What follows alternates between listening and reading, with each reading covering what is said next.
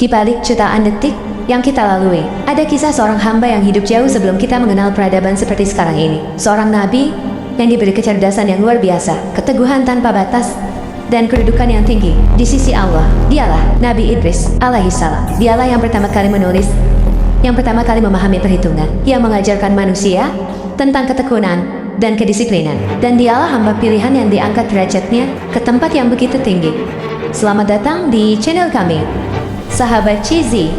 Jika sahabat ingin terus menyaksikan pembahasan yang menggugah rasa ingin tahu, jangan lupa untuk like, subscribe, dan aktifkan lonceng notifikasi, karena dukungan sahabat sangat berarti bagi perkembangan channel ini. Dan dengan begitu, sahabat tidak akan ketinggalan video terbaru dari kami. Setiap cerita adalah pengingat bahwa kita masih hidup untuk merasakannya.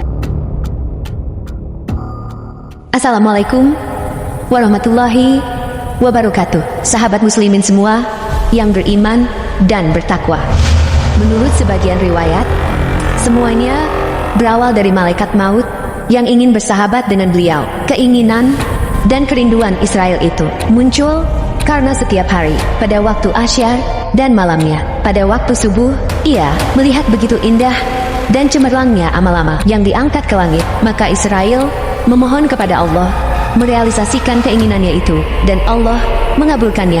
Maka Israel menjelma menjadi manusia dan turun ke bumi. Nabi Idris alaihissalam mempunyai amalan berpuasa setiap harinya sepanjang masa, dan berdiri untuk salat sepanjang malam setelah waktu berbukanya hingga matahari terbit. Israel dalam bentuk manusia datang bertamu. Setelah mengucap salam dan diizinkan untuk masuk, ia langsung duduk di sebelah Nabi Idris.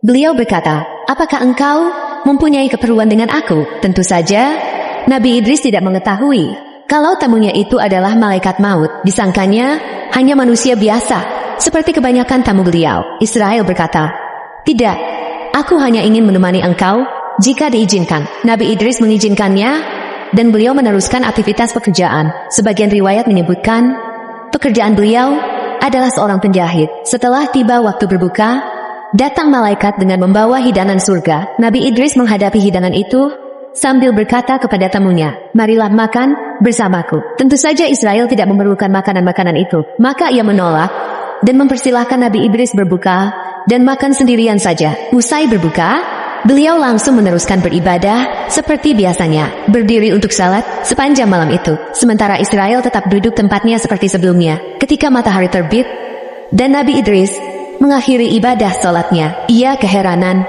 karena tamunya itu masih saja duduk menemaninya tanpa banyak perubahan seperti sebelumnya.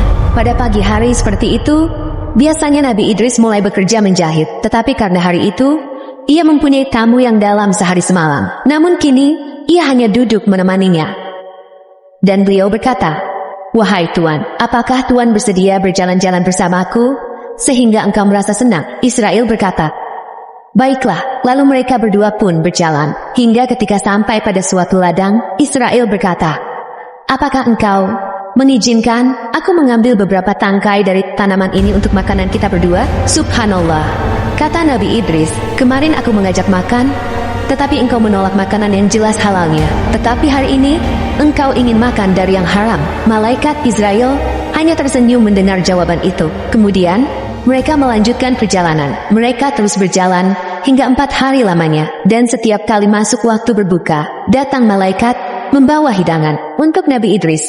Setiap kali beliau mengajak makan hidangan surga itu, tentu saja malaikat Israel menolak. Akhirnya Nabi Idris menyadari kalau tamunya ini bukanlah manusia biasa. Beliau berkata, "Sebenarnya siapakah Tuan ini?" Israel berkata, "Saya adalah malaikat maut." Nabi Idris terkejut mendengarnya dan berkata, "Jadi engkau yang mencabut nyawa?" "Ya," jawab Israel. Beliau berkata lagi, "Engkau selalu berada di sisiku sejak 4 hari yang lalu. Apakah engkau juga mencabut nyawa seseorang selama itu?" Israel menjawab, "Ya, bahkan banyak sekali aku mencabut nyawa." Beliau berkata, "Bagaimana engkau melakukannya?" Israel berkata, "Ruh-ruh semua makhluk itu ada di depanku, sebagaimana sebuah hidangan makanan. Mudah sekali aku meraih dan mengambilnya yang telah tiba waktunya, seperti halnya engkau mengambil makanan di depan." Beliau berkata lagi, "Apakah maksud kedatanganmu kepadaku sekedar berkunjung atau untuk mencabut nyawaku?" Israel berkata,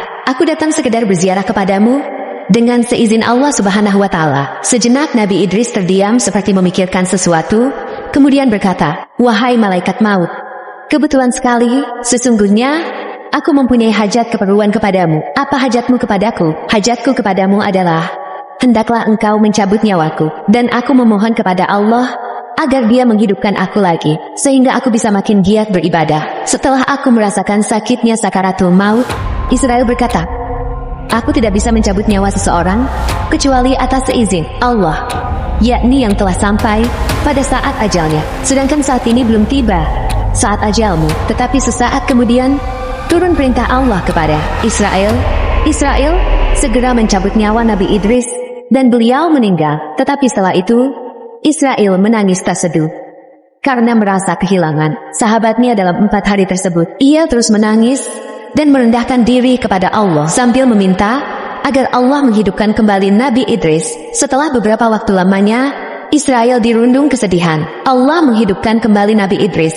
Tentu saja Israel sangat gembira, dan ia berkata, bagaimana engkau merasakan sakitnya kematian? Nabi Idris berkata, sesungguhnya hewan ketika dikelupas kulitnya, dikuliti dalam keadaan hidup, maka sakitnya kematian itu 1000 kali lebih sakit daripada itu. Israel berkata, sesungguhnya aku bersikap sangat lembut dan sangat hati-hati ketika mencabut nyawamu yang belum pernah aku lakukan sebelumnya kepada siapapun. Nabi Idris berkata lagi, aku masih mempunyai hajat kepadamu. Sesungguhnya aku ingin melihat neraka jahanam, dan aku berharap bisa makin giat beribadah kepada Allah setelah melihat siksaan, rantai, belenggu, dan berbagai macam azab neraka lainnya. Israel berkata, bagaimana aku bisa membawamu ke neraka jahanam tanpa seizin Allah? Tetapi sesaat kemudian, Allah berfirman kepadanya untuk memenuhi permintaan Nabi Idris tersebut. Israel membawa beliau mengunjungi jahanam, memperlihatkan berbagai macam siksaan yang dipersiapkan bagi orang-orang yang mendurhakai Allah, seperti rantai dan belenggu api, ular, kalajengking, aspal, air yang mendidih, cakung, dan berbagai macam siksaan lainnya. Semua itu membuat Nabi Idris menggigil penuh ketakutan. Setelah itu ia membawa beliau kembali ke tempat semula di dunia. Kemudian Nabi Idris berkata lagi, wahai malaikat maut, aku masih mempunyai hajat lainnya kepadamu, yakni bawalah aku ke surga. Jika aku telah melihat dan merasakan kenikmatan surga, aku akan lebih bersemangat dalam beribadah dan melaksanakan ketaatan kepada Allah. Lagi-lagi Israel berkata, bagaimana mungkin aku membawamu ke surga tanpa seizin Allah? Dan seperti sebelumnya, Allah menurunkan perintahnya agar membawa Nabi Idris ke surga seperti permintaannya. Segera saja Israel membawa beliau dan berhenti di pintu surga yang dari sana telah terlihat berbagai kenikmatan di dalamnya, tetapi tidak membawa beliau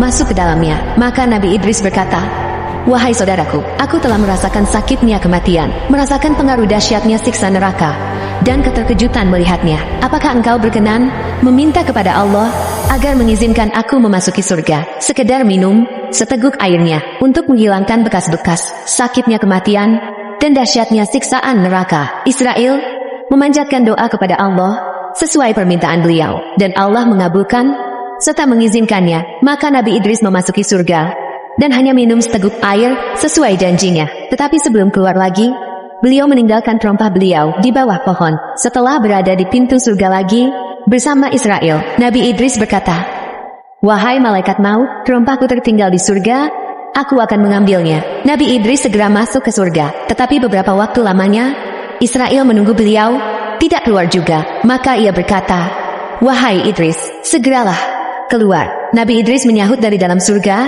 wahai malaikat maut, aku telah mendengar firman Allah, bahwa tidak seorang manusia pun kecuali akan merasakan sakitnya kematian, kemudian akan mendatangi neraka, dan merasakan walau hanya sedikit pengaruhnya, beratnya siksaan di dalamnya, dan kalau beruntung, dia akan mendatangi surga dan merasakan kenikmatan di dalamnya, dan tidak akan pernah dikeluarkan lagi. Sesungguhnya aku telah merasakan seperti itu, dan kini aku telah masuk ke surga, maka aku tidak akan keluar lagi. Dan mendengar hujah argumentasi itu, malaikat Israel jadi ketakutan. Bagaimanapun, semua itu terjadi berawal dari keinginannya untuk bersahabat dengan Nabi Idris.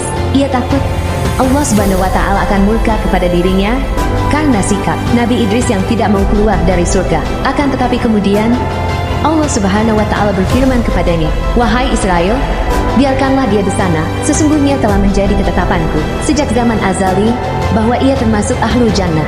Dari kisah beliau kita bisa belajar bahwa ilmu dan amal itu harus selalu berjalan berdampingan, dan setiap kebaikan, sekecil apapun, tidak akan pernah sia-sia di sisi Allah.